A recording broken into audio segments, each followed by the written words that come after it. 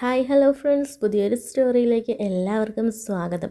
അങ്ങനെ നമ്മുടെ നിധിയും അതുപോലെ തന്നെ സുധീഷും വന്ന സത്യങ്ങളൊക്കെ പറഞ്ഞതിന് ശേഷം നിധിക്കാണെങ്കിൽ ഒട്ടും തന്നെ ഉൾക്കൊള്ളാൻ കഴിയുന്നില്ല കേട്ടോ. കാരണം ഇത്രയും നേരം ഇവിടെ സംഭവിച്ചുകൊണ്ടിരുന്നതൊക്കെ നാടകീയ രംഗങ്ങളായിരുന്നു, എല്ലാം കെട്ടിച്ചമച്ച കഥകളായിരുന്നു എന്ന് മനസ്സിലാക്കുന്ന നിധിയാണെങ്കിൽ തകർന്നു പോകുകയാണ് കേട്ടോ. തൻ്റെ അച്ഛനെയും തൻ്റെ കൂടപ്പിറപ്പും കൂടെ തന്നെ ചതിക്കുകയായിരുന്നു. തൻ്റെ ഭർത്താവിനെ കൊല്ലാൻ പോലും മടിയില്ലാത്തവരാണ് എന്നൊക്കെ ആലോചിച്ച് നിധി ആകെ തകർന്നു പോകുകയാണ് കേട്ടോ. അങ്ങനെ നമ്മുടെ സുഭാഷും അതുപോലെ തന്നെ ഹരീഷും നികേഷും ഒക്കെ വന്നിട്ടുണ്ടായിരിക്കുമല്ലോ. അപ്പോൾ നികേഷ് പറയുന്നുണ്ട്, കുറച്ചുകൂടെ വൈകിയിരുന്നെങ്കിൽ ഇപ്പോൾ സുധീഷ് ഏട്ടനെ കൊന്നു കളഞ്ഞ ഏട്ടത്തീവന്മാർ എന്നൊക്കെ പറയാണ്. ഇതൊക്കെ കേട്ട് ആകെ പിടിവിട്ട് നിൽക്കുകയാണ് കേട്ടോ നിധി. ഈ സമയത്താണെങ്കിൽ നമ്മുടെ നിധിയുടെ അച്ഛനാണെങ്കിൽ മോളെ അങ്ങനെയൊന്നും അല്ല എന്നൊക്കെ പറഞ്ഞ് സമാധാനിപ്പിക്കാനൊക്കെ ശ്രമിക്കുന്നുണ്ട്. ആ സമയത്ത് നിധി തള്ളി മാറ്റി വിടുകയാണ് കേട്ടോ. ഒരു കാര്യവും നിങ്ങൾ എന്നോട് പറയണ്ട എന്ന് പറഞ്ഞിട്ട് തള്ളി മാറ്റി വിടുകയാണ് കേട്ടോ രാജീവിനെ അതൊന്നും ഒട്ടും പ്രതീക്ഷിക്കുന്നില്ലേ. അങ്ങനെ നിധി എന്നിട്ട് പറയുന്നുണ്ട്, ഇനി നിങ്ങളുമൊക്കെ ആയിട്ട് എനിക്ക് യാതൊരുവിധ ബന്ധവുമില്ല, ഇനി ഞാനും ഇങ്ങോട്ട് വരണില്ല, ഇനി എൻ്റെ പേരും പറഞ്ഞ് നിങ്ങളും അങ്ങോട്ടേക്ക് വരണ്ട, ഇവിടം കൊണ്ട് അവസാനിപ്പിച്ചു എല്ലാം എന്നൊക്കെ പറഞ്ഞിട്ട് നിധി നല്ല മാസമായിട്ട് അവിടെ നിന്നും ഇറങ്ങുകയാണ് കേട്ടോ. അങ്ങനെ എല്ലാവരും അവിടെ നിന്നും പോകുകയാണ്. ആ സമയത്ത് നമ്മുടെ നികേഷ് പറയുന്നുണ്ട്, എടുത്തി ഇതൊക്കെ പോലീസ് കേസാക്കേണ്ട കാര്യങ്ങളാണ്, ഒരാളെ കൊല്ലാൻ വരെ നോക്കിയതാണ്, ഇങ്ങനെ തട്ടിക്കൊണ്ടുപോയി കൊല ചെയ്തിട്ട് കൊലപ്പെടുത്താനുള്ള ശ്രമമല്ലായിരുന്നു, ഇപ്പോൾ നമ്മൾ അറിഞ്ഞതുകൊണ്ട് മാത്രമല്ലേ രക്ഷപ്പെടുത്തിയത്, അതുകൊണ്ട് ഇതൊക്കെ എന്തായാലും കേസാക്കണം എന്ന് പറയുമ്പോൾ സുഭാഷ് പറയുന്നുണ്ട്, അതൊന്നും വേണ്ടടാ, അതിൻ്റെ ഒന്നും ആവശ്യമില്ല, ഇപ്പോൾ എന്തായാലും കാര്യങ്ങൾ കലങ്ങി തെളിഞ്ഞില്ലേ, ഇനിയിപ്പോൾ അതൊന്നും വേണ്ട, നമുക്ക് പോയേക്കാം എന്ന് പറഞ്ഞിട്ട് പിന്നെ എല്ലാവരും അവിടെ നിന്നും ഇറങ്ങാൻ കേട്ടോ. ആ ഒരു സമയത്തായിരിക്കും സുധീഷ്, അതെ ഞാനൊന്നും അകത്ത് വരെ പോയിട്ട് വരാവേ, ഒരു കാര്യമുണ്ട് എന്ന് പറഞ്ഞിട്ട് സുധീഷ് അവിടേക്ക് പോകുകയാണ്. അപ്പോൾ സുഭാഷ് ഏട്ടൻ പറയുന്നുണ്ട്, എന്താടാ എന്തിനാണ് നീ അകത്തേക്ക് പോകുന്നത്, എന്തെങ്കിലും വള്ളി ഒപ്പിക്കാനാണോ, ഇനി ഒന്നും പറയും ഒന്നും വേണ്ട, എല്ലാം പറഞ്ഞ് നമ്മൾ തീർത്ത് ഇറങ്ങിയതല്ലേ, അതിനല്ല ഏട്ടാ ഒരു ചെറിയ കാര്യം ഇപ്പോൾ വരാം എന്ന് പറഞ്ഞിട്ട് നമ്മുടെ സുധീഷ് ആണെങ്കിൽ അങ്ങനെ അകത്തേക്ക് കയറി പോകുകയാണേ.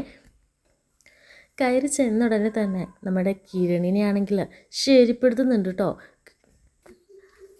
അങ്ങനെ അരുണിൻ്റെ ചെവിക്കൽ നോക്കി 2-3 പൊട്ടിക്കാണ് കേട്ടോ നമ്മുടെ സുധീഷ്. എന്നിട്ട് പറയുന്നുണ്ട്, എടാന്ന് വിളിച്ച് രാജീവനാണെങ്കിൽ ഭ്രാന്തി പിടിച്ചതുപോലെ പറഞ്ഞിട്ടുണ്ട്. ആ സമയത്ത് നമ്മുടെ സുധീഷ് പറയുന്നുണ്ട്, കുറേ അടി കിട്ടി ഞാനിവിടെ കുറേ കിടന്നതല്ലേ, എത്രമാത്രം അടി തന്നു, പിന്നെ ഇരുട്ടടി അടിച്ചതും നീ തന്നെയാണെന്ന് എനിക്ക് നന്നായിട്ടറിയാം, നീയല്ലേടാ മുഖവും മൂടി ഒരു ജാക്കറ്റും ധരിച്ച് എന്നെ വന്ന് തല്ലിയത്, ഒരു വൈരാഗ്യം തീർത്ത പോലെ തല്ലിയത്, അത് നീ തന്നെയാണെന്ന് എനിക്ക് ഉറപ്പാണ്, അതിൻ്റെ പ്രതികാരമായിട്ട് നീ അങ്ങ് കൂട്ടിയാൽ മതി എന്ന് പറഞ്ഞു കൊടുക്കാൻ കേട്ടോ. രാജീവിനാണെങ്കിൽ ഒന്നും ചെയ്യാൻ സാധിക്കാതെ അങ്ങനെ നിശ്ചലമായിട്ട് നിൽക്കുകയാണേ. നിധിയുടെ അമ്മയ്ക്കാണെങ്കിലും ദേഷ്യമൊക്കെ പറഞ്ഞിട്ടുണ്ട്, പക്ഷെ ഒന്നും ചെയ്യാൻ കഴിയില്ല, കാരണം ബോളിപ്പോൾ അവരുടെ കോർട്ടിലാണല്ലോ. അങ്ങനെ പിന്നീട് കാണിക്കുന്നത് സുധീഷ് ആണെങ്കിൽ ഒരു ചാവി എടുത്തുകൊണ്ടായിരിക്കും പറഞ്ഞത്, അതായത് സുധീഷിനെ തട്ടിക്കൊണ്ടുപോയ ആ ജീപ്പിൻ്റെ ചാവിയും കൊണ്ടാണ് പറഞ്ഞത്. എന്നിട്ട് രാജീവിനോട് പറയുന്നുണ്ട്, ഈ വണ്ടി വേണമെങ്കിൽ ആളെ വിട്ടങ്ങ് എടുപ്പിച്ചാൽ മതി കേട്ടോ എന്ന് പറഞ്ഞിട്ടായിരിക്കും സുധീഷ് ആ കീയും കൊണ്ട് വന്നത്. അങ്ങനെ നീ എന്തിനാണ് ഇപ്പോൾ പോയതെന്ന് സുഭാഷ് ഏട്ടൻ ചോദിക്കുമ്പോൾ ഒന്നുമില്ല, ചെറിയൊരു കണക്കുണ്ടായിരുന്നു, അതോടെ അങ്ങ് പറഞ്ഞു തീർത്തിട്ട് വന്നതാ, പിന്നെ ചാവി ഞാനിങ്ങെടുത്തു. ചാവി എന്തിൻ്റെ, ഈ ബൊലോറോടെ നമ്മൾ 5 പേരില്ലേ, 5 പേർക്ക് എങ്ങനെ പോകാൻ സാധിക്കും, ഇപ്പോൾ ഒരു ക്യാബ് വിളിച്ചാലും 5 പേർക്ക് പോകാൻ കഴിയില്ലല്ലോ, അതുകൊണ്ട് ഞാൻ ഈ താക്കോൽ അങ്ങ് എടുത്തു, അവർക്ക് ആവശ്യമുണ്ടെങ്കിൽ അവർ വന്ന് ഡ്രൈവറേയും കൂട്ടി വന്ന് എടുക്കട്ടെ എന്നിങ്ങനെ പറയാൻ കേട്ടോ. അപ്പോൾ സുഭാഷ് ഏട്ടൻ പറയുന്നുണ്ടായിരുന്നു, അതിൻ്റെ ഒന്നും ആവശ്യമില്ലായിരുന്നോ, അതൊന്നും വേണ്ടായിരുന്നു, ഇനിയും ഇതിന് പിന്നാലെ അവിടെ നിന്ന് ആരും വരണ്ടായിരുന്നു എന്നൊക്കെ പറയുമ്പോൾ സുധീഷ് പറയുന്നുണ്ട്, നമുക്ക് എത്രമാത്രം നഷ്ടമുണ്ടായി, നമുക്ക് എത്രമാത്രം ചിലവായി, നമ്മൾ എത്രമാത്രം സഹിച്ചു, അതൊക്കെ വെച്ച് നോക്കുമ്പോൾ ഇതൊരു ചെറിയ കാര്യം, പിന്നെ ഫുൾ ടൈം അവന്മാർ അടിച്ചിട്ടുണ്ട്, അതൊക്കെ ഞാൻ കേട്ടായിരുന്നേ എന്നൊക്കെ പറയാൻ കേട്ടോ. അങ്ങനെ നമ്മുടെ സുധീഷ് ഇങ്ങനെ പറയുമ്പോൾ നിധിയാണെങ്കിൽ ദേഷ്യപ്പെടുമെന്നാണ് സുധീഷ് കരുതിയത്. അപ്പോൾ നിധി പറയുന്നുണ്ട്, അത് സാരമില്ല ഏട്ടാ, അത് കുഴപ്പമില്ല, എന്തായാലും സുധീഷാണെങ്കിൽ ഇത്രയും മാത്രമൊക്കെ അനുഭവിച്ചതല്ലേ, അതുകൊണ്ട് ഈ വണ്ടി എടുത്തതിൽ വലിയ തെറ്റൊന്നുമില്ല, അവർക്ക് ആവശ്യമുണ്ടെങ്കിൽ അവരവിടെ വന്ന് നമ്മുടെ വീട്ടിൽ വന്നിട്ട് വണ്ടി എടുത്തോണ്ട് വരട്ടെ, അത് നല്ല കാര്യമാണ്, അല്ലെങ്കിൽ നമ്മൾ എങ്ങനെ പോകും അത്രയും ദൂരം എന്നൊക്കെ പറഞ്ഞിട്ട് നമ്മുടെ നിധിയും സപ്പോർട്ട് ചെയ്യുന്നുണ്ട് കേട്ടോ. അതൊക്കെ കേൾക്കുമ്പോൾ സുധീഷിന് ഒരുപാട് സന്തോഷമാകാണേ. അങ്ങനെ വീട്ടിലേക്ക് ചെന്ന് കയറുകയാണേ. ആ സമയത്ത് നമ്മുടെ അച്ഛനാണെങ്കിലുണ്ടല്ലോ ഭാസ്കരൻ പിള്ള ഒന്നും അറിയാത്ത മട്ടിൽ അങ്ങനെ ഇരിക്കുകയാണ്. ഇത് കാണുമ്പോൾ നികേഷിന് കലി വരുന്നുണ്ട്. നികേഷ് പറയുന്നുണ്ട്, കണ്ടു കേട്ടാ ഇത്രയും കാര്യങ്ങൾ ഇവിടെ നടന്നു, ജീവൻ പോകുന്ന ഒരു വക്കീൽ വരെ എത്തിയിട്ട് ഇത്രയും കാര്യങ്ങളിവിടെ സംഭവിച്ചിട്ട് എന്തെങ്കിലും ഒരു കമാന്ന് ഒരു അക്ഷരം മിണ്ടുന്നുണ്ടോ നോക്കി അയാൾ, എടാ നീ അതൊക്കെ വിട്, അച്ഛൻ്റെ സ്വഭാവം നമുക്കറിയാമെന്നല്ലേ എന്ന് നമ്മുടെ സുഭാഷേട്ടൻ പറയുന്നുണ്ട് കേട്ടോ. അങ്ങനെ പിന്നീട് എല്ലാവരും വെള്ളമൊക്കെ കുടിച്ച് ഒന്ന് വിശ്രമിക്കുകയാണ്. ആ സമയത്ത് നമ്മുടെ സുധീഷിനോട് പറയുന്നുണ്ട്, എന്നാലും എൻ്റെ സുധീഷേ, നിൻ്റെ കഷ്ടകാലം തന്നെ, അയ്യോ നിന്നെ സമ്മതിച്ചിരിക്കുന്നു, ഒരു രാത്രി കൊണ്ട് എന്തെല്ലാമാ മിന്നി മറിഞ്ഞിരിക്കുന്നത്. അപ്പോൾ നിധി പറയുന്നുണ്ട്, എന്തായാലും ഞാൻ എല്ലാവരോടും ക്ഷമ ചോദിക്കുക, ക്ഷമ ഒരുപാട് ഞാൻ ചോദിക്കുക. കാരണം ഒരു വിധത്തിലെങ്കിലും ഞാനും കൂടെ കാരണക്കാരിയല്ലേ, എൻ്റെ വീട്ടുകാരി കാരണമല്ലേ ഇങ്ങനെയൊക്കെ സംഭവിച്ചത്. അതുകൊണ്ട് എന്നോട് നിങ്ങളെല്ലാവരും ക്ഷമിക്കണം. നിങ്ങൾക്ക് വന്ന ആ മാനനഷ്ടത്തിനും എല്ലാത്തിനും എന്നോട് ക്ഷമിക്കണം. എൻ്റെ വീട്ടുകാർ കാരണം നിങ്ങൾ ഒരുപാട് ബുദ്ധിമുട്ടിയിട്ടുണ്ട് എന്നൊക്കെ പറയുമ്പോൾ സുഭാഷ് ചേട്ടൻ പറയുന്നുണ്ട്, അങ്ങനെയൊന്നും കരുതണ്ട, നീ അങ്ങനെയൊന്നും വിചാരിക്കണ്ട, അതൊക്കെ വിട്ട് കളഞ്ഞേര്. ഞങ്ങൾക്ക് നിന്നോട് ഒരു വിരോധമില്ല. നിൻ്റെ വീട്ടുകാരെന്തെങ്കിലുമൊക്കെ ചെയ്തെന്ന് പറഞ്ഞാൽ നീ എന്ത് പഴച്ചു, നിന്നെ ഞങ്ങൾക്ക് അതുപോലെ ഇഷ്ടമാണ് എന്നൊക്കെ പറഞ്ഞ് ചേർത്ത് പിടിക്കാൻ കേട്ടോ. അത് കേൾക്കുമ്പോൾ നിധിക്കും ഒരു ആശ്വാസമേ. അങ്ങനെ പിന്നീട് പറയുന്നുണ്ട്, അതായത് നിധി പറയുന്നുണ്ട്, അപ്പോൾ നമ്മുടെ സുഭാഷ് ചേട്ടൻ പറയണേ, എന്തൊക്കെ പറഞ്ഞാലും നീ അവരുടെ വീട്ടിലുള്ള എല്ലാവരും ഒറ്റക്കെട്ടായിട്ട് നിന്ന് സാഹചര്യങ്ങളെല്ലാം നിനക്കെതിരായിട്ടും ഒറ്റക്കെട്ടായിട്ട് നിന്നിട്ട് നീയാണ് സ്വർണ്ണം മോഷ്ടിച്ചെന്ന് നീ കടന്നു കളഞ്ഞെന്നൊക്കെ പറഞ്ഞപ്പോഴും നിധിയാണെങ്കിൽ അതൊന്നും വിശ്വസിച്ചില്ല. അപ്പോഴും നിധി നീ അങ്ങനെയൊന്നും ചെയ്യില്ല, നീ അത് എടുത്തിട്ടില്ല എന്ന് തന്നെ ഉറച്ച നിലപാടിൽ നിൽക്കുമായിരുന്നു എന്നൊക്കെ പറയാൻ കേട്ടോ. അത് കേൾക്കുമ്പോൾ സുധീഷിനും ഒരുപാട് സന്തോഷമാകുകയാണ്. അപ്പോഴും നിധി പറയുന്നുണ്ട്, ഒരിക്കലും സുധീഷ് അങ്ങനെ ചെയ്യുമെന്ന് ഞാൻ കരുതുന്നില്ല. എല്ലാവരും മാറി മാറി നിന്നിട്ട് എന്നോട് സുധീഷാണിത് ചെയ്തതെന്ന് പറയുമ്പോഴും ഞാനൊരു തരിമ്പ് പോലും വിശ്വസിച്ചിരുന്നില്ല. കാരണം സുധീഷിനെ കൊണ്ട് അങ്ങനെയൊന്നും ചെയ്യാൻ കഴിയുമെന്ന് എനിക്ക് തോന്നുന്നില്ല. പിന്നെ സുധീഷിനോട് അച്ഛൻ ഈ ജോലി ഏൽപ്പിച്ചപ്പോൾ പോലും സുധീഷ് പോകാൻ മടിച്ചു നിന്നാ ഞാനാ പറഞ്ഞത് പോകാൻ. അതുകൊണ്ട് എനിക്ക് 100% വിശ്വാസമായിരുന്നു സുധീഷ് ഇങ്ങനെയൊന്നും ചെയ്യില്ല എന്ന്. പക്ഷേ അത് ഇവരുടെ കെണിയായിരുന്നു എന്ന് ഞാൻ ഒരിക്കലും വിശ്വസിച്ചിരുന്നില്ല എന്നൊക്കെ പറയുമ്പോഴായിരിക്കും കേട്ടോ സുധീഷാണെങ്കിൽ തൻ്റെ കയ്യിലുള്ള ആ 2-3 സ്വർണ്ണ നാണയങ്ങൾ എടുക്കുന്നത്. ഇത് കണ്ടോ, ഇതേ ഞാൻ ആ ബാഗിൽ നിന്ന് മോഷ്ടിച്ചതാണ് എന്ന് പറയുമ്പോഴത്തേനും, നിന്നെ കൊണ്ട് തോറ്റു, നീ എന്ത് പരിപാടിയാണ് ചെയ്തത്, കൊള്ളാം, നിന്നെക്കുറിച്ച് ഇത്രയും നേരം ഞങ്ങൾ പുകഴ്ത്തിക്കൊണ്ടിരുന്നതല്ലേ, എന്നിട്ട് നീ ഇത് സ്വർണ്ണം മോഷ്ടിച്ചത്. എൻ്റെ ഏട്ടാ അവരെന്തുമാത്രം എന്നെ തല്ലിച്ചതച്ചു, എന്തുമാത്രം അടി തന്നു, ഇതിനൊക്കെ ഹോസ്പിറ്റൽ ചിലവ് വേണ്ടേ, അവർ തരുമോ, അവരോട് ചോദിക്കാൻ പറ്റുമോ. അപ്പോൾ ഇങ്ങനെയൊക്കെയല്ലേ നമുക്ക് അഡ്ജസ്റ്റ് ചെയ്യാൻ പറ്റുള്ളൂ. അതുകൊണ്ടാണ് ഞാൻ 2-3 എടുത്ത് എന്ന് പറയാൻ കേട്ടോ. അത് കേൾക്കുമ്പോൾ നിധിയാണെങ്കിൽ കലിയിളകുമെന്നൊക്കെ ഓർത്തു. പക്ഷേ നിധി അതിനെ സപ്പോർട്ട് ചെയ്തിട്ടോ. അതെ, സുധീഷ് പറഞ്ഞത് സത്യമാണ്, ഹോസ്പിറ്റൽ ചിലവിനൊക്കെ നമുക്ക് ക്യാഷ് വേണ്ടേ, അത് ഇതിലങ്ങ് പരിഹരിച്ചാൽ മതി എന്ന് പറയുമ്പോൾ സുധീഷിന് ഒരുപാട് സന്തോഷമാണ് കേട്ടോ. അങ്ങനെ എല്ലാവരും ചിരിക്കുകയാണ്. അങ്ങനെ അപ്പോൾ നിധി പറയുന്നുണ്ട്, ഞാനും കുറച്ച് സാധനങ്ങൾ മോഷ്ടിച്ചു. ആഹാ, ഒരുപാടുണ്ടോ, എത്ര രൂപയാ എന്നിങ്ങനെ സുധീഷ് വായും പൊളിച്ച് ചോദിച്ചപ്പോഴത്തേക്കിനും നിധി ബാഗിൽ നിന്ന് എടുത്തു കൊടുക്കുകയാണേ. അത് സ്വർണ്ണമോ പണമോ ഒന്നും അല്ലായിരുന്നു കേട്ടോ. അത് ഐഡൻറ്റിറ്റി കാർഡും പാൻ കാർഡും അങ്ങനെ നിധിയുടെ കുറച്ച് രേഖകളൊക്കെ ആയിരിക്കും. അത് കാണുമ്പോൾ എല്ലാവരും ചിരിക്കാൻ കേട്ടോ. അങ്ങനെ പിന്നീട് എല്ലാവരും സുഖമായിട്ട് കിടക്കുകയൊക്കെ ചെയ്യാണ്. അങ്ങനെ നമ്മുടെ നികേഷിന് പിന്നെ പനി വരികയാണ്. അപ്പോൾ നികേഷിനെ നല്ല രീതിയിൽ തന്നെ നമ്മുടെ നിധിയാണെങ്കിൽ സംരക്ഷിക്കുകയും നോക്കുകയും ഒക്കെ ചെയ്യാൻ കേട്ടോ. അപ്പോൾ സുഭാഷ് ചേട്ടൻ ജോലിക്ക് പോകണില്ല, നികേഷിന് വയ്യാത്തത് കൊണ്ട് കൂടെ നിന്ന് പരിചരിച്ചോളാം എന്ന് പറയുമ്പോൾ നിധി സമ്മതിക്കണില്ല കേട്ടോ. ഞാനിവിടെ ഉണ്ടല്ലോ, ഞാൻ നോക്കിക്കോളാം, ഏട്ടൻ പോയിക്കോ എന്ന് പറയാണ്. അങ്ങനെ ഇടയ്ക്കിടയ്ക്ക് വന്ന് നികേഷിൻ്റെ പനി നോക്കുകയും നികേഷിന് ആവശ്യമുള്ള സാധനങ്ങൾ കൊടുക്കുകയും മരുന്ന് കൊടുക്കുകയും ഒക്കെ ചെയ്ത് നല്ല രീതിയിൽ തന്നെ നികേഷിനെ പരിചരിക്കാൻ കേട്ടോ നിധി. അപ്പോൾ നികേഷും ഏട്ടന്മാരൊക്കെ വരുമ്പോൾ പറയുന്നുണ്ട്, എനിക്ക് ഇങ്ങനൊരു പരിചരണം ഇന്നേവരെ കിട്ടിയിട്ടില്ല, നമുക്കായിട്ട് ആരും ഇല്ലല്ലോ. അപ്പോൾ നമ്മുടെ കൂടെ ഒരാൾ നിന്ന് ഇങ്ങനെ നമ്മളെ പരിചരിക്കുമ്പോൾ ഒരു വല്ലാത്തൊരു സന്തോഷം, ഇന്നെനിക്ക് വല്ലാത്തൊരു മനസ്സിനൊരു സമാധാനം, ഒരു സന്തോഷമൊക്കെ ആയിരുന്നു എന്നൊക്കെ പറയാൻ കേട്ടോ. അങ്ങനെ നിധി നമ്മളിൽ ഒരാളായി മാറി എന്ന് പറഞ്ഞ് എല്ലാവരും വളരെ സന്തോഷത്തിലാണ്. ആ ഒരു സമയത്തും സുധീഷിൻ്റെ മനസ്സിൽ ഒരു നോവുണ്ട്. കാരണം സുധീഷ് പറഞ്ഞത് ഏട്ടനോട് ചെയ്യേണ്ട കടമകളെല്ലാം അവൾ ചെയ്യുന്നുണ്ട്, അനിയന്മാരോട് ചെയ്യേണ്ടതും എല്ലാം ചെയ്യുന്നുണ്ട്, പക്ഷേ ഭർത്താവിനോട് ചെയ്യേണ്ടത് മാത്രം അവൾ ചെയ്യുന്നില്ല. അതാണ് എനിക്ക് സഹിക്കാൻ പറ്റാത്തത് എന്നൊക്കെ പറയാൻ കേട്ടോ. പരാതി പറഞ്ഞത് ആരോടാ? ഹരീഷിനോട്. ഹരീഷ് വിടുമോ? ഹരീഷ് നല്ല കളിയാക്കുന്നുണ്ട് കേട്ടോ. അങ്ങനെ പിന്നീട് കാണിക്കുന്നത് നമ്മുടെ നിധിക്ക് ഒരു ജോബ് ഇൻ്റർവ്യൂ വരികയാണ്. അതിന് സുധീഷ് കൊണ്ടുപോവാണ്. അങ്ങനെ ആ ഇൻ്റർവ്യൂവിന് പോകുകയാണ്. ഇൻ്റർവ്യൂവിന് പോകും വഴി രണ്ടുപേരും പരസ്പരം വഴക്കൊക്കെ ഉണ്ടാക്കിയിട്ടൊക്കെ ആയിരിക്കും കേട്ടോ പോകുന്നത്. അങ്ങനെ പോയി അവിടെ ചെല്ലുമ്പോൾ തന്നെ നിധിക്ക് നല്ലൊരു വരവേൽപ്പായിരിക്കും കേട്ടോ. കാരണം നിധിക്ക് ആ ഒരു ജോലി കിട്ടുകയാണ്. ഉടനെ തന്നെ മെയിൽ അയച്ചേക്കാം, ഡേറ്റും കാര്യങ്ങളും എന്നൊക്കെ പറയാൻ കേട്ടോ. അങ്ങനെ നിധി വളരെ സന്തോഷത്തിലായിരിക്കും കേട്ടോ പോകുന്നത്. അങ്ങനെ തിരികെ നിധി എത്തുമ്പോൾ സുധീഷ് വണ്ടിയിൽ കിടന്ന് നല്ല ഉറക്കമായിരിക്കുമേ. നിധി ഉള്ളിലേക്ക് കയറി അവിടെ ഒരു ചെറിയൊരു കുട്ടി വിഗ്രഹം വെച്ചിട്ടുണ്ടായിരിക്കും. ആ വിഗ്രഹത്തിൽ നോക്കി പ്രാർത്ഥിക്കാൻ കേട്ടോ. ആ ഒരു സമയത്ത് നമ്മുടെ സുധീഷ് ഉണരുകയാണ്. എന്താ ഇത്ര പെട്ടെന്ന് വന്നോ? എന്താ ഇപ്പോൾ ഒരു ബലമായ പ്രാർത്ഥനയൊക്കെ? സാധാരണ ഇൻ്റർവ്യൂവിന് പോകുന്നതിന് മുമ്പല്ലേ പ്രാർത്ഥിക്കേണ്ടത്? ഇത് പോയതിന് ശേഷം എന്തിനാണ് പ്രാർത്ഥിക്കുന്നത്? ഓ, ഇനി അടുത്ത ജോലി കിട്ടാനാണോ എന്നൊക്കെ ഇങ്ങനെ ചോദിക്കും. അല്ല, എനിക്ക് ജോലി കിട്ടി എന്ന് പറയുമ്പോൾ സൂപ്പർ, കൊള്ളാലോ, ഇൻ്റർവ്യൂവിന് പോയി രണ്ടാമത്തെ ഇൻ്റർവ്യൂവിന് തന്നെ ജോലി കിട്ടിയല്ലോ, എല്ലാവരും അലഞ്ഞ് തിരിഞ്ഞ് നടക്കുന്നതൊക്കെ കണ്ടിട്ടുണ്ട്, എന്നാലും നിങ്ങൾ ഗോൾഡ് മെഡലൊക്കെ കിട്ടിയതല്ലേ, സൂപ്പർ സൂപ്പർ എന്നൊക്കെ പറയാൻ കേട്ടോ. അല്ല, എത്ര രൂപ സാലറി? ഇപ്പോൾ സ്റ്റാർട്ടിംഗ് അല്ലേ, ഒരു 20,000 കിട്ടും. 20,000ഓ? നിങ്ങൾ എന്തായി പറയുന്നത്? ഒരു 10-15 ലക്ഷം രൂപയിലും ആയി കാണത്തില്ലേ ഇയാൾ പഠിച്ചിറങ്ങാനൊക്കെ? അതിൻ്റെ ഇടയ്ക്ക് 20,000 രൂപ, അല്ല ഇതിന് ഡബിളല്ലേ ഞാനൊരു മാസം സമ്പാദിക്കുന്നത് എന്നൊക്കെ പറയുമ്പോൾ നിധിക്ക് ദേഷ്യം വരികയാണേ. നിധി പറയുന്നുണ്ട്, അതെ ഞാനിപ്പോൾ സ്റ്റാർട്ടിങ്ങാണ്, ഒരു ഫ്രഷറാണ്, അപ്പോൾ ഒരു തുടക്കത്തിൽ ഇത്രയൊക്കെ കിട്ടുള്ളൂ, പിന്നെ പോകെ പോകെ ഓരോ പടി മുകളിലോട്ട് കയറും തോറും ക്യാഷ് കൂടി ഇരിക്കും, എന്നാലും നിങ്ങളുടെ ഒരു കഴിവൊക്കെ വെച്ചിട്ട് എന്നൊക്കെ പറഞ്ഞ് നിധിനെ ഇങ്ങനെ പ്രകോപിപ്പിക്കുകയാണ് കേട്ടോ. അപ്പോൾ നിധിക്ക് അത് ഒട്ടും തന്നെ അക്സെപ്റ്റ് ചെയ്യാൻ കഴിയുന്നില്ല. നിധിയും ദേഷ്യപ്പെടുകയാണ്. അപ്പോൾ സുധീഷിന് മനസ്സിലാക്കുകയാണ് ഇനിയും ഇത് പറഞ്ഞുകൊണ്ടിരുന്ന കാര്യങ്ങൾ വഷളാകും, അതുകൊണ്ട് ഈ ഒരു ടോപ്പിക്ക് ഇവിടെ വെച്ച് സ്റ്റോപ്പ് ചെയ്യുന്നത് നല്ലത് എന്ന് പറഞ്ഞിട്ട് സുധീഷ് പിന്നെ ഞാൻ വേറൊന്നും കൊണ്ടല്ല, നിങ്ങളുടെ കഴിവിനനുസരിച്ച് കിട്ടിയില്ലല്ലോ എന്ന് പറയുള്ളൂ, സാരമില്ല, പോകെ നിങ്ങൾക്ക് ഇതിൻ്റെ മെച്ചമായിട്ട് ഉയർന്നു കയറിക്കോളും, സാരമില്ല എന്നൊക്കെ പറഞ്ഞ് പിന്നെ ഒരു ആശ്വാസമൊക്കെ നൽകുന്നുണ്ട് കേട്ടോ. അങ്ങനെ നിധി സ്വീറ്റ്സൊക്കെ വാങ്ങിച്ച് നേരെ ചെല്ലുന്നത് സുഭാഷ് ചേട്ടൻ്റെ ആ ഒരു വർക്ക് പ്ലേസിലായിരിക്കും കേട്ടോ. അവിടെ ചെന്ന് സുഭാഷ് ചേട്ടനോട് ഈ സന്തോഷ വാർത്ത മധുരമൊക്കെ നൽകുന്നുണ്ട്. അങ്ങനെ കൂടുതലുള്ള ജോലിക്കാർക്കും ഒക്കെ നൽകാൻ കേട്ടോ. അപ്പോൾ ഒരു ഭായിയുടെ സഹോദരിയൊക്കെ വന്നിട്ടുണ്ടായിരിക്കും. അങ്ങനെ ഭായിയുടെ സഹോദരിയെ ഇവർ പരിചയപ്പെടുകയൊക്കെ ചെയ്യുന്നുണ്ട്. ഉച്ചയ്ക്ക് എല്ലാവരും ഒരുമിച്ചിരുന്ന് ഭക്ഷണമൊക്കെ കഴിക്കുന്നുണ്ട്. അങ്ങനെ പിന്നീട് വീട്ടിലേക്ക് വരികയാണ് കേട്ടോ. അങ്ങനെ വീട്ടിലേക്ക് വന്ന് എല്ലാവരുടെയും ഈ സന്തോഷ വാർത്തയൊക്കെ പറയുകയാണേ. പിന്നീട് നികേഷിനോടൊപ്പം ഷോപ്പിങ്ങിനൊക്കെ പോകാൻ കേട്ടോ. അങ്ങനെ നികേഷിൻ്റെ കൂട്ടത്തിൽ ഷോപ്പിങ്ങിനൊക്കെ പോയി എല്ലാവർക്കുള്ള ഡ്രസ്സുകളൊക്കെ വാങ്ങിച്ചുകൊണ്ട് വരികയാണ് കേട്ടോ. ആദ്യം നമ്മുടെ നികേഷ് ഒരു ഷർട്ട് എടുത്ത് കാണിക്കുന്നുണ്ട്. ഇത് കണ്ടു കേട്ടാ, സെറ്റപ്പാണോ? ഏട്ടത്തി എടുത്തേന്നാ എന്നിങ്ങനെ കാണിക്കുമ്പോൾ സൂപ്പറാണല്ലോ മോളെ എന്ന് പറഞ്ഞ് അതിൻ്റെ പ്രൈസ് നോക്കുമ്പോഴായിരിക്കും 1500 രൂപ. എന്താ മോളെ ഇത് 1500 രൂപയോ? ഈ 1500 രൂപയ്ക്ക് 2-3 ഷർട്ട് ഞാൻ എടുക്കുമല്ലോ എന്നിങ്ങനെ പറയുമ്പോൾ നിധി പറയുന്നുണ്ട്, ഇത് ബ്രാൻഡഡ് ഷർട്ടായിട്ടാ, ഇതിന് അത്രയും വിലയൊക്കെ ആകും. അപ്പോൾ നികേഷും പറഞ്ഞിട്ട്, കണ്ടോ ആ 300-400 ഷർട്ട് പോലാണോ, ഇത് ഇട്ടാൽ ഒരു ഗുമ്മ എന്നൊക്കെ പറയാണ്. അങ്ങനെ സുഭാഷ് ചേട്ടനും ഷർട്ടൊക്കെ കൊടുക്കുകയാണേ.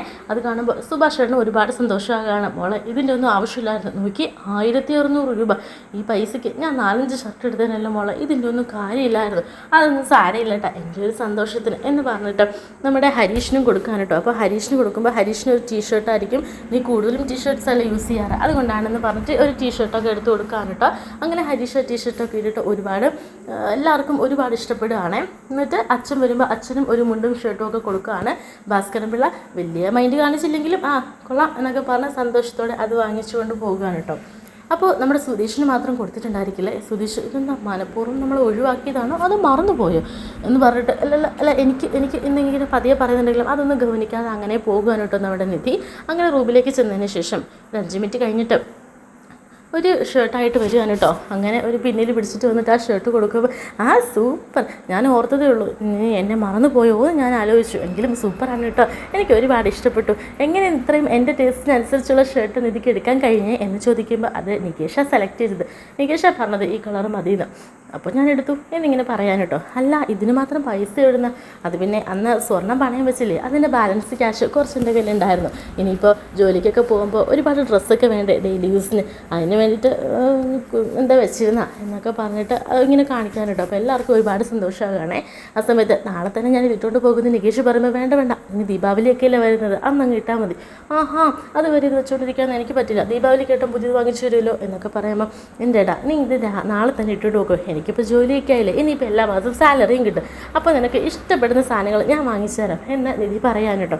അങ്ങനെ ആ ഒരു സന്തോഷത്തിൽ നികേഷും അകത്തേക്ക് പോകണേ. അങ്ങനെ എല്ലാവരും അവനവർക്ക് കിട്ടിയ ഡ്രസ്സും ഒക്കെ ആയിട്ട് റൂമിലേക്ക് പോകാൻ കേട്ടോ. അങ്ങനെ പിന്നീട് കാണിക്കുന്നത് പിറ്റേ ദിവസം രാവിലെ നിധി ജോലിക്ക് പോകേണ്ട ആ ഒരു ദിവസമാണ് കേട്ടോ.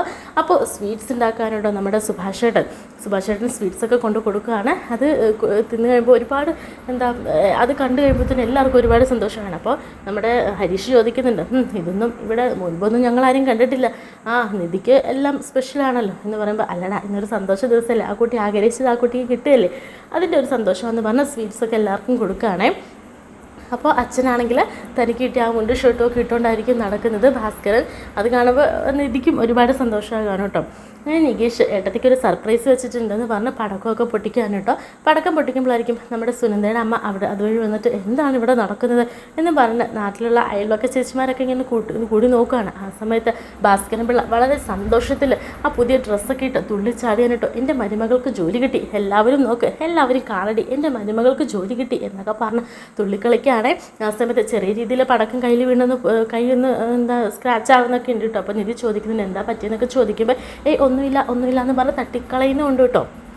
അങ്ങനെ പിന്നീട് നിധി വളരെ സന്തോഷത്തിൽ ജോലിക്ക് പോവുകയാണേ. അപ്പോൾ സുധീഷ് കൊണ്ടാക്കാം എന്ന് പറയുന്നുണ്ട്. അപ്പോൾ നിധി പറയുന്നുണ്ട് വേണ്ട, ഞാൻ ബസ്സിന് തന്നെ പോയിക്കോളാം, ഞാൻ പഠിക്കണമല്ലോ, ഇതിന് വേണ്ടിയിട്ടല്ലേ ഞാൻ ഇവിടേക്ക് വന്നത് തന്നെ, സ്വന്തം കാലിൽ നിൽക്കണം, അതാണ് എൻ്റെ ഏറ്റവും വലിയ ആഗ്രഹം, എല്ലാ കാര്യങ്ങളും തനിയെ ചെയ്യണം, അതിന് ഞാൻ തന്നെ പോയിക്കോളാം, വേണ്ട സുധീഷ് വരണ്ടെന്ന് പറയണം. സുധീഷ് പിന്നെ നിർബന്ധിക്കുമ്പോഴും നമ്മുടെ നിധി കൂട്ടാക്കുന്നില്ല കേട്ടോ. നിധി ഒറ്റയ്ക്ക് പോയിക്കോളാം എന്ന് പറയണം. അങ്ങനെ സുഭാഷ് ചേട്ടനും പറയുന്നുണ്ട് അവളുടെ ആഗ്രഹം അതല്ലേ, അവൾ അങ്ങനെ പോയിക്കോട്ടെ എന്ന് പറയുകയാണേ. അങ്ങനെ സുഭാഷ് ചേട്ടൻ നിധി പോയി കഴിഞ്ഞപ്പോൾ സുഭാഷ് ചേട്ടനോട് പറഞ്ഞിട്ട് ആകെ എനിക്ക് സംസാരിക്കാൻ കിട്ടുന്നത് ഞങ്ങൾ രണ്ടുപേരും വണ്ടിയിലിരിക്കുമ്പോഴാണ്, അതിനല്ലേ അപ്പോഴത്തേക്കിനും ഓരോന്ന് പറഞ്ഞിട്ട് വന്നോളും, ഒറ്റയ്ക്ക് പോയിക്കോളാന്ന് മര്യാദയ്ക്ക് പറഞ്ഞോണം, എൻ്റെ കൂടെ വണ്ടിക്ക് വരണമെന്ന് കേട്ടോ എന്നൊക്കെ പറഞ്ഞ സുഭാഷ് ചേട്ടനെ ഒന്ന് വരട്ടിയിട്ട് പോകുകയാണ് കേട്ടോ. അങ്ങനെ ജോലിക്കൊക്കെ പോവുകയാണ് വളരെ സന്തോഷത്തിൽ, എല്ലാം നല്ല രീതിയിൽ നടക്കുകയാണ് കേട്ടോ. നല്ലൊരു വർക്ക് പ്ലേസ്, അതുപോലെ തന്നെ നിധി ചന്ദ്രനെ കേക്ക് മുറിക്കുന്നു, അങ്ങനെ എല്ലാം കൊണ്ടും നിധിക്ക് നല്ലൊരു വർക്ക് പ്ലേസ് കിട്ടുകയാണ് കേട്ടോ. അങ്ങനെ തിരികെ വൈകുന്നേരം നിധി തൻ്റെ ഫ്രണ്ടിൻ്റെ കൂടെ ആയിരിക്കും ബസ് സ്റ്റാൻഡിലേക്കൊക്കെ വന്നത്. അങ്ങനെ പിന്നെ ബസ്സൊക്കെ കയറി തിരികെ വീട്ടിലേക്ക് എത്തുന്നുണ്ട് കേട്ടോ. ആ ഒരു സമയത്തായിരിക്കും നമ്മുടെ വീട്ടിൽ നല്ല പണി നടക്കുകയാണ്. എന്താണ്, നിധിക്ക് വേണ്ടിയിട്ട് ഒരു ടോയ്ലറ്റ് കെട്ടാൻ വേണ്ടി തീരുമാനിച്ചിരിക്കുകയാണ് കേട്ടോ നമ്മുടെ സുഭാഷ് ചേട്ടൻ. എന്നിട്ട് ഭായിനെയും സുഭാഷ് ചേട്ടൻ്റെ കൂടെ ഉള്ളവരെയൊക്കെ വിളിച്ച് സ്ഥാനമൊക്കെ കാണുന്നുണ്ട്.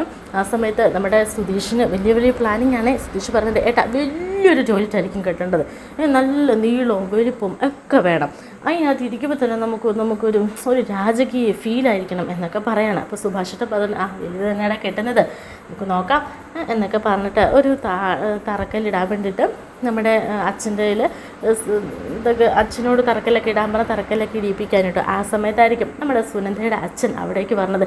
എന്താടാ ഇവിടെ കാണിക്കുന്നതെന്ന് ചോദിച്ചാൽ ഓടി വരികയാണ് കേട്ടോ.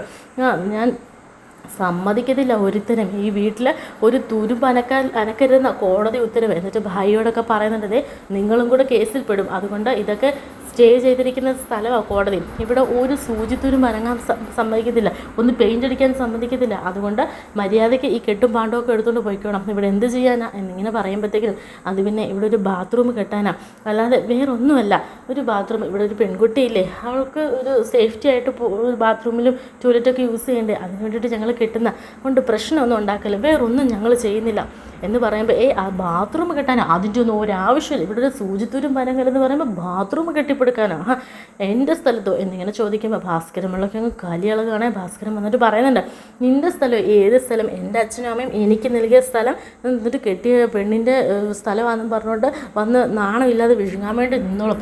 ഒരു കാര്യം ഞാൻ പറഞ്ഞേക്കാം, ഇവിടെ ഞങ്ങൾ ബാത്റൂം പണിയുകയും ചെയ്യും, ആ ബാത്റൂമിൽ പോവുകയും ചെയ്യും, നിനക്ക് എന്നെ ചെയ്യാൻ പറ്റുന്ന ഞാനൊന്ന് കാണട്ടെ എന്ന് പറയുമ്പോൾ ഞാൻ ഇപ്പം തന്നെ പോലീസിനെ വിളിക്കും, നിങ്ങളുടെ എല്ലാവരുടെയും പണി ഞാൻ തെറിപ്പിക്കും എന്ന് പറഞ്ഞ് ഭീഷണിപ്പെടുത്തുമ്പോൾ നമ്മുടെ ഭാസ്കരൻ പിള്ള ഒരു പുതിയൊരു അടവ് അങ്ങോട്ട് ഫ്രണ്ടിലേക്ക് വെക്കുകയാണ്.